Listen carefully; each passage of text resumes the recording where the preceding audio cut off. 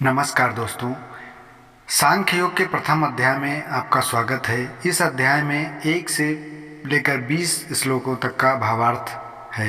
इस अध्याय में अर्जुन अपने सम्मुख उत्पन्न स्थिति का सामना करने में स्पष्ट रूप से अपनी असमर्थता को दोहराते हैं और युद्ध करने में अपने कर्तव्य का पालन करने से मना कर देते हैं। श्री कृष्ण अर्जुन को स्मरण कराते हैं कि धर्म की मर्यादा हेतु योद्धा के रूप में युद्ध लड़ना उनका कर्तव्य है। वो स्पष्ट करते हैं कि किसी के द्वारा अपने अनैतिक कर्तव्यों का पालन करना एक पुण्य का कार्य है जो स्वर्ग जाने के द्वार खोलेगा, किंतु कर्तव्यों से विमुख होने से केवल तिरस्कार और अपयश प्राप्त होगा।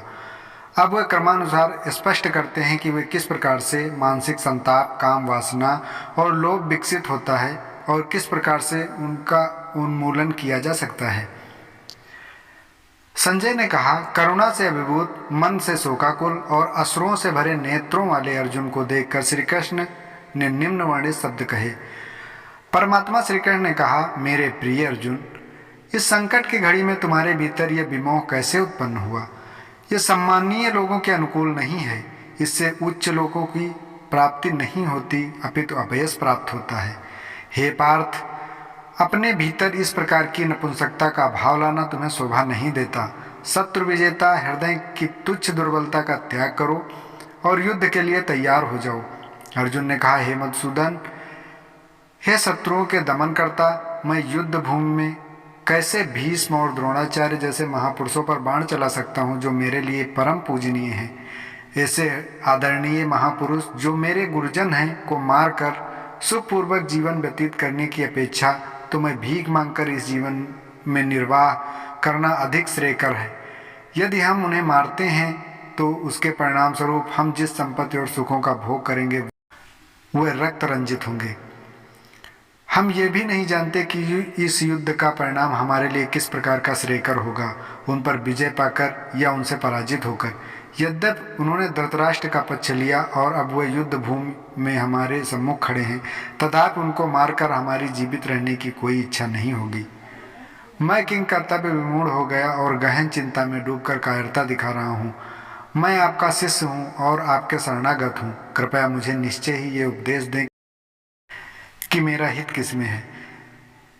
मुझे ऐसा कोई उपाय नहीं सूझता जो मेरी इंद्रियों को सुखाने वाले इस शोक को दूर कर सके। यदि मैं धन संपदा से भरपूर इस पृथ्वी पर निष्कंटक राज्य प्राप्त कर लेता हूँ या देवताओं जैसे प्रभुत्व प्राप्त कर लेता हूँ, तब भी मैं इस शोक को दूर करने में असमर्थ हो पाऊंगा।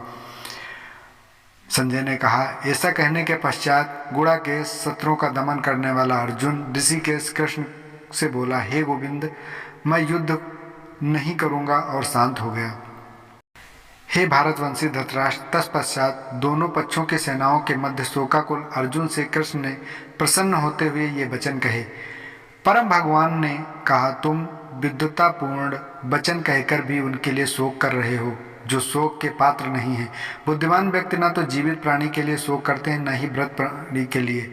ऐसा कोई समय नहीं है जब मैं नहीं था या तुम नहीं थे और ये सभी राजा ना रहे हों, और ऐसा भी नहीं है कि भविष्य में हम सब नहीं रहेंगे।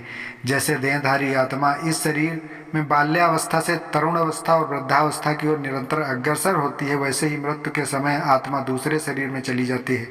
बुद्धिमान शरीर ऐसे परिवर्तन से मोहित नहीं होते हैं। हे कुंती पुत्र, इंद्रियें और इनके विषयों में संपर्क से उत्पन्न सुख और दुख का अनुभव क्षण भंगुर है। ये अस्थायी न होकर सर्दी तथा गर्मी की ऋतुओं के आने जाने के समान है। हे भरतवंशी, मनुष्य को चाहिए कि वह विचलित हुए बिना उनको सहन करना सीखे। हे पुरुषों में श्रेष्ठ अर्जुन, जो मनुष्य सुख तथा दुख में विचलित नहीं होता है और इन दोनों परिस्थितियों में स्थिर रहता है, वो वास्तव में मुक्ति का पात्र है। अनित्य शरीर का चिरस्थायित्व नहीं है और शाश्वत आत्मा का कभी अंत नहीं होता। तत्वदर्शियों द्वारा भी इन दोनों की प्रकृति के अध्ययन करने के पश्चात निकाले गए निष्कर्ष के आधार पर इस यथार्थ की पुष्टि की गई है। जो पूरे शरीर में व्याप्त है उसे ही तुम अविनाशी समझो। उस अनश्वर आत्मा को नष्ट करने में कोई भी समर्थ नहीं है। केवल भौतिक शरीर ही नश्वर है और शरीर में व्याप्त आत्मा अविनाशी, अपरिमेय तथा शाश्वत है। अतः हे भारतवंशी, युद्ध करो। वो जो ये सोचता है कि आत्मा को मारा जा सकता है, यह मर सकती है, वे दोनों ही अज्ञानी हैं। वास्तव में आत्मा ना तो मरती है और ना ही उसे मारा जा सकता है।